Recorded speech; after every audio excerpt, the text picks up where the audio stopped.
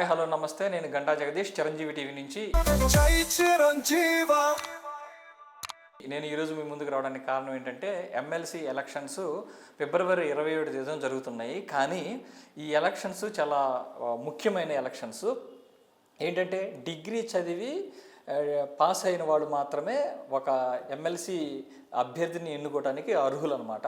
కానీ ఎవరైతే పట్టభద్రులు ఉంటారో వీళ్ళు ఈ ఉద్యోగాలు చేయడం కోసం, ప్రైవేటు ఉద్యోగాలు కానీ వేరే ఉద్యోగాలు చేయడం కోసం కానీ హైదరాబాద్, పూణే, బెంగళూరు ఇట్లాంటి లొకేషన్స్కి వెళ్ళిపోతారు.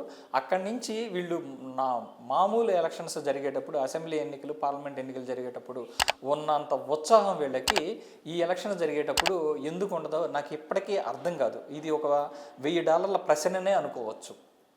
ఏంటంటే డిగ్రీ పాస్ అయ్యి నువ్వు ఒక అభ్యర్థిని ఎన్నుకుంటున్నావు అంటే నీ ఓటు చాలా విలువైనది అన్నది ఇక్కడ గమనించాల్సిన విషయం. కానీ ఇది ఏ ఒక్కరు కూడా పరిగణలోకి తీసుకోకుండా లాస్ట్ టైం జరిగినప్పుడు 20% మాత్రమే వెళ్ళి ఓట్లు వేయడం జరిగింది. ఈసారి ఎవరైతే ఊర్లలో ఉండకుండా డిగ్రీ చదివి ఇట్లా హైదరాబాద్, పూణే, బెంగళూరుకి వెళ్ళి ఉద్యోగాల కోసం ప్రయత్నం చేస్తూ ఉంటారో వాళ్ళంతా తమ ఓటుని వినియోగించుకొని సరైన అభ్యర్థిని ఎన్నుకొని ఈ దేశానికి, ఈ రాష్ట్రంలో ఈ ఎమ్మెల్సీ అభ్యర్థులు పనిచేస్తారు.